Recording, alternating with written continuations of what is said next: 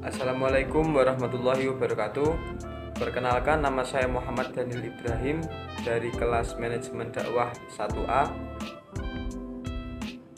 yang dimana saya membuat video ini untuk memenuhi tugas UAS kajian teks Inggris. Selamat menonton.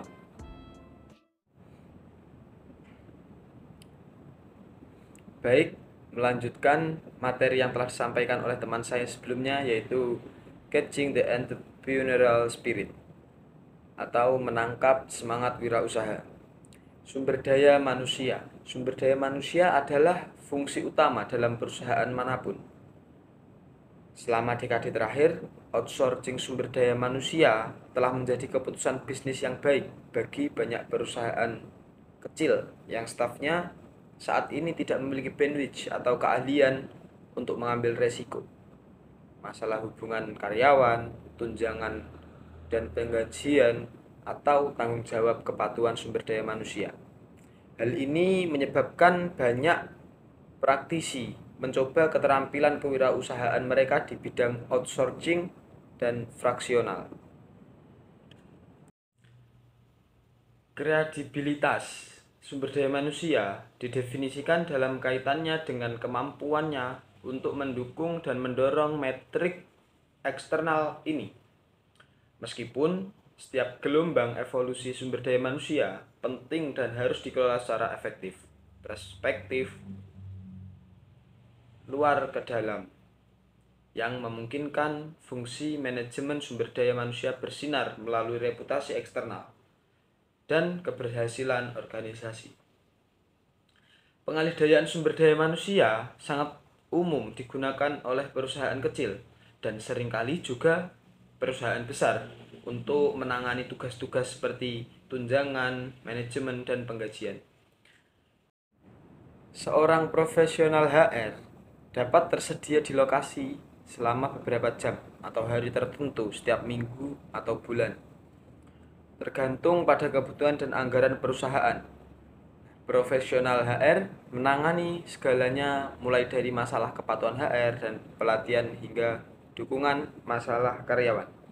Selain itu, bagi perusahaan yang tertarik pada pengembangan karyawan, sumber daya manusia dapat mendorong proses manajemen talenta seperti manajemen kinerja, perencanaan suksesi, dan pelatihan. Baik, bab selanjutnya yaitu Human Resource Management and Compliance atau manajemen sumber daya manusia dan kepatuhan. Kepatuhan sumber daya manusia merupakan bidang yang menelusuri kembali asal mula fungsi sumber daya manusia hingga fungsi administratif dan peraturan. Kepatuhan terus menjadi bidang yang sangat penting yang dikelola oleh HR, dan terdapat banyak peraturan dan undang-undang yang mengatur hubungan kerja. Para profesional HR harus mampu memahami dan menavigasi undang-undang untuk membantu organisasi mereka tetap utuh dan menghindari keharusan membayar denda atau penalti. Ancaman tambahan berupa kerusakan reputasi terhadap organisasi adalah alasan lain mengapa HR perlu menyadari dan waspada terhadap potensi kesenjangan dalam kepatuhan. Nah, beberapa contoh undang-undang dan peraturan paling umum yang mengatur hubungan majikan dan karyawan adalah seperti Undang-Undang Cuti Keluarga dan Medis. Itu memberikan hak kepada karyawan yang memenuhi syarat untuk mengambil cuti yang tidak dibayar dan dilindungi pekerjaan hingga 12 minggu dalam waktu 12 bulan karena alasan keluarga dan medis tertentu. Itu berlaku untuk semua lembaga publik, termasuk pemberi kerja di negara bagian, lokal, dan federal. Lembaga pendidikan lokal atau seperti sekolah dan pemberi kerja sektor swasta yang mempekerjakan 50 karyawan atau lebih. Diskriminasi usia dalam Undang-Undang Ketenagakerjaan tahun 1967 melindungi individu yang berusia 40 tahun atau lebih dari diskriminasi kerja berdasarkan usia. Perlindungan ini berlaku bagi karyawan dan pelamar kerja. Hal ini juga menjadikan tindakan diskriminasi berdasarkan usia sehubungan dengan persyaratan kerja apapun, seperti perekrutan, pemecatan, promosi, PHK, kompensasi, tunjangan, penugasan kerja, dan pelatihan itu adalah tindakan yang melanggar hukum. Baik, poin selanjutnya yaitu performance management atau manajemen kinerja. Manajemen kinerja, praktek dan proses manajemen kinerja merupakan salah satu hal terpenting dalam pengelolaan sumber daya manusia. Namun juga merupakan salah satu proses yang paling kontroversial dalam sebuah organisasi. Banyak orang memandang manajemen kinerja sebagai peran sumber daya manusia dan percaya bahwa hal ini sejalan dengan bisnis. Sebaliknya, agar proses tersebut berhasil, seharusnya tidak hanya sumber daya manusia saja yang bertanggung jawab untuk mendorong kinerja.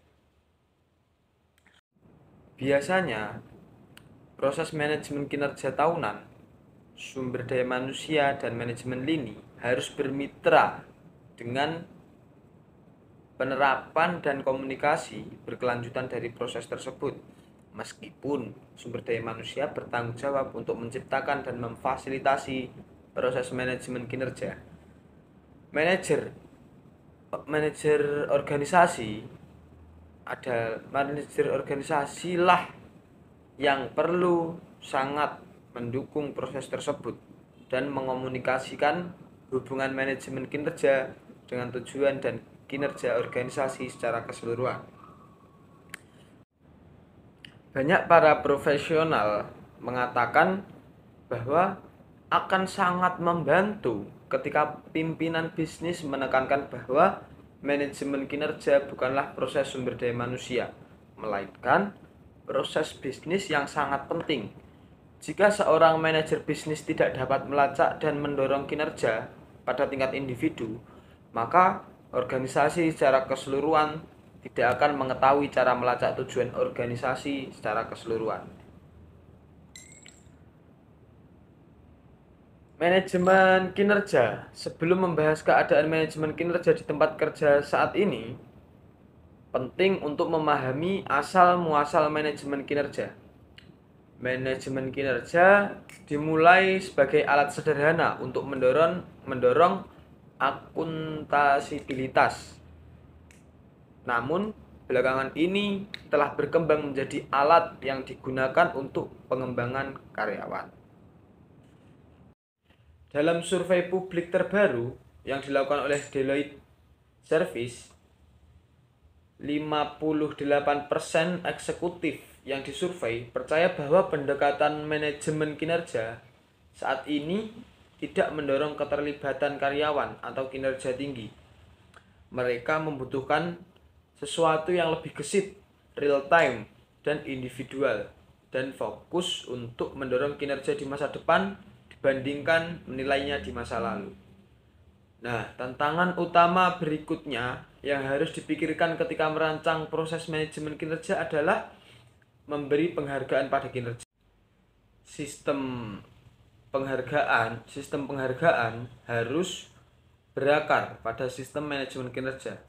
Saat ini, perusahaan-perusahaan yang sedang mendesain ulang proses kinerjanya mencoba mencari tahu bagaimana praktek baru mereka akan berdampak pada model pembayaran berdasarkan kinerja.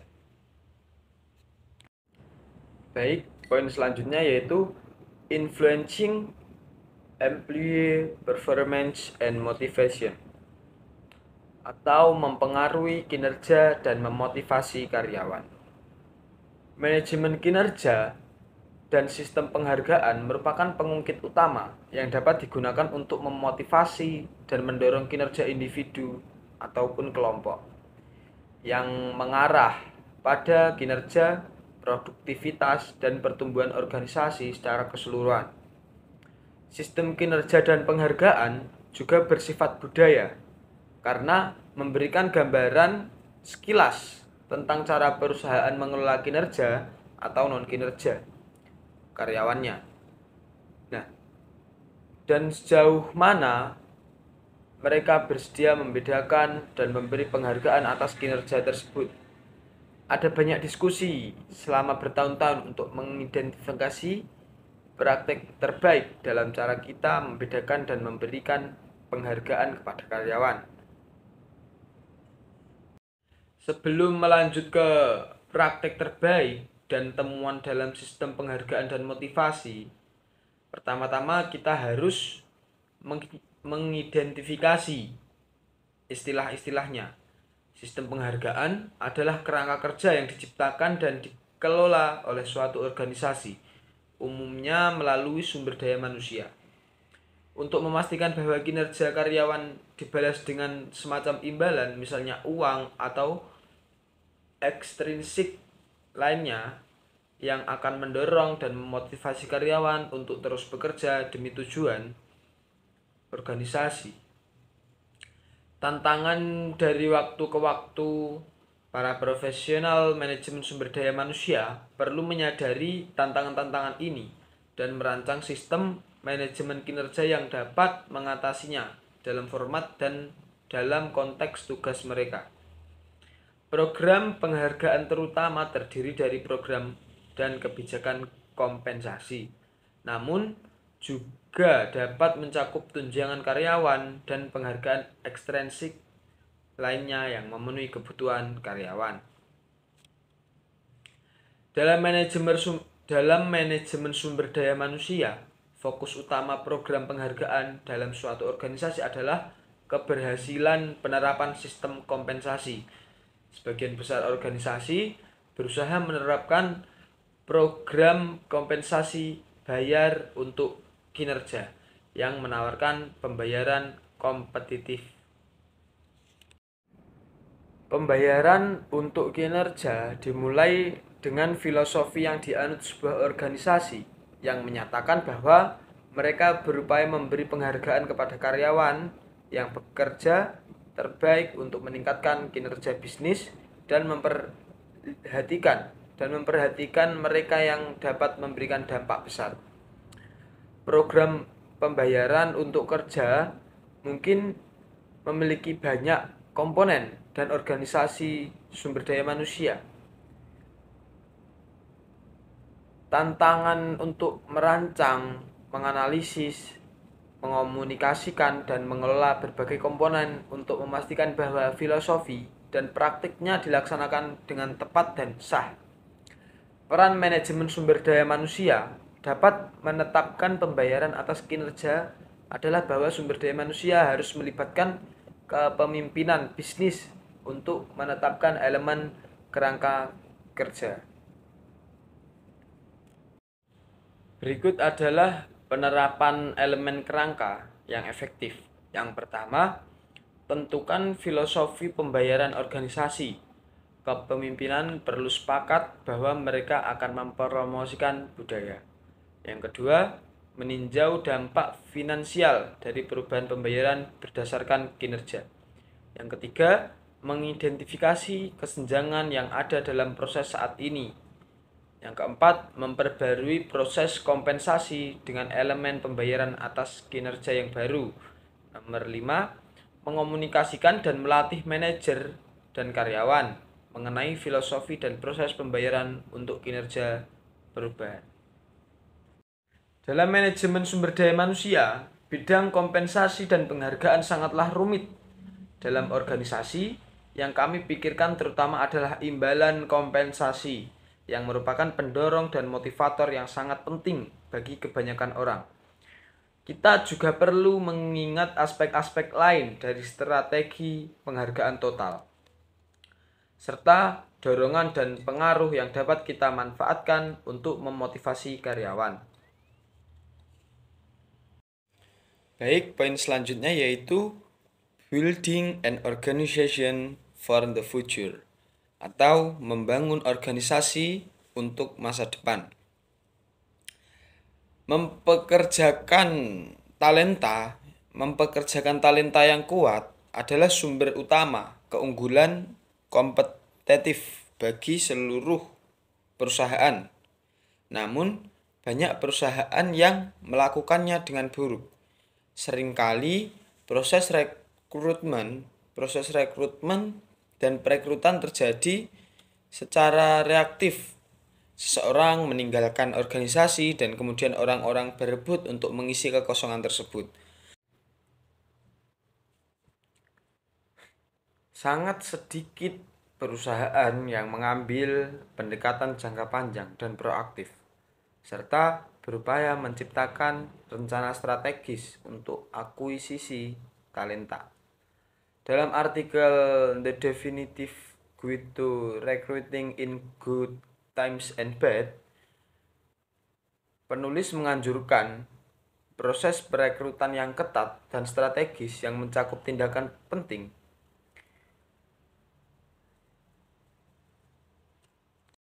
Beberapa pertanyaan yang harus dijawab di sini adalah antisipasi kebutuhan kepemimpinan masa depan Anda berdasarkan rencana bisnis strategis Anda. Kedua, identifikasi kompetensi spesifik yang diperlukan dalam setiap posisi yang perlu Anda isi. Selanjutnya, mengembangkan kelompok kandidat yang cukup besar. Itu untuk membangun organisasi masa depan. Beberapa banyak orang yang kita butuhkan dan posisi apa dalam beberapa tahun ke depan, serta seperti apa struktur organisasinya. Dalam organisasi saat ini, seringkali ada bagian dari proses akuisisi talenta yang dialihdayakan ke perekrutan eksternal, bukan pengelola secara internal oleh karyawan sumber daya manusia. Meskipun outsourcing pencarian spesifik tidak menjadi masalah, harus ada karyawan internal atau akuisisi talenta yang bertanggung jawab untuk membuat rencana strategis keseluruhan untuk fungsi perekrutan. Poin selanjutnya yaitu talent development and succession planning atau pengembangan talenta dan perencanaan suksesi. Pengembangan talenta dan perencanaan suksesi menurut pendapat penulis adalah dua proses manajemen sumber daya manusia yang paling penting dalam sebuah organisasi. Anda dapat bekerja tanpa kenal lelah untuk merekrut dan mempekerjakan orang yang tepat. Dan Anda dapat menghabiskan banyak waktu untuk mendefinisikan dan mendesain ulang program kinerja dan penghargaan Anda. Namun, jika Anda tidak dapat membuat keputusan yang secara efektif, menilai dan mengembangkan bakat utama yang Anda miliki, maka segala sesuatu yang lain terasa seperti usaha yang sia-sia. Pengembangan bakat menggambarkan semua proses dan program yang digunakan organisasi untuk menilai dan mengembangkan bakat. Perencanaan suksesi adalah proses untuk meninjau peran-peran kunci dan menentukan tingkat kesiapan kandidat internal dan eksternal yang potensial. Untuk mengisi peran-peran tersebut, ini adalah proses terpenting yang menjadi penghubung utama antara pengembangan bakat dan perolehan atau perekrutan bakat. Fungsi sumber daya manusia memfasilitasi aktivitas dan proses pengembangan talenta, namun juga sangat bergantung pada masukan dan dukungan bisnis. Setiap proses pengembangan talenta yang akan dibahas memerlukan keterlibatan dan umpan balik yang besar dari dunia bisnis, seperti manajemen kinerja. Pengembangan bakat itu adalah proses yang dimiliki dan difasilitasi. Namun, ini adalah proses bisnis sejati yang memiliki dampak mendasar terhadap kinerja organisasi. Bakat merupakan keunggulan kompetitif dan di era perang merebutkan talenta, sebuah organisasi perlu memiliki rencana untuk mengembangkan talenta utamanya.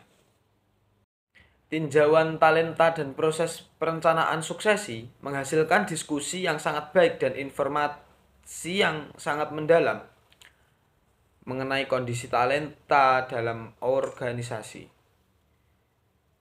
Sumber daya manusia memfasilitasi kedua proses tersebut dalam kemitraan yang sangat erat dengan dunia usaha, dan pada akhirnya menyimpan informasi keluaran dari sesi tersebut, yaitu rencana suksesi akhir, kota akhir, serta tindakan dan aktivitas pengembangan lanjutan sebagaimana didefinisikan dalam sesi peninjauan bakat. Dengan informasi ini, sumber daya manusia memiliki tingkat pengetahuan yang memungkinkan untuk mendorong pengembangan bakat dan melatih para manajer mengenai tindak lanjut yang perlu mereka lakukan. Nah, itu tadi poin-poin yang ada pada materi di halaman tersebut.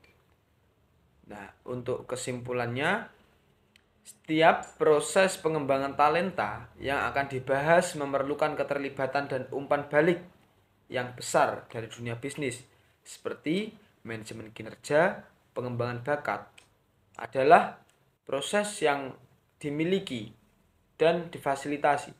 Namun ini adalah proses bisnis jati yang memiliki dampak mendasar terhadap kinerja dalam kinerja organisasi.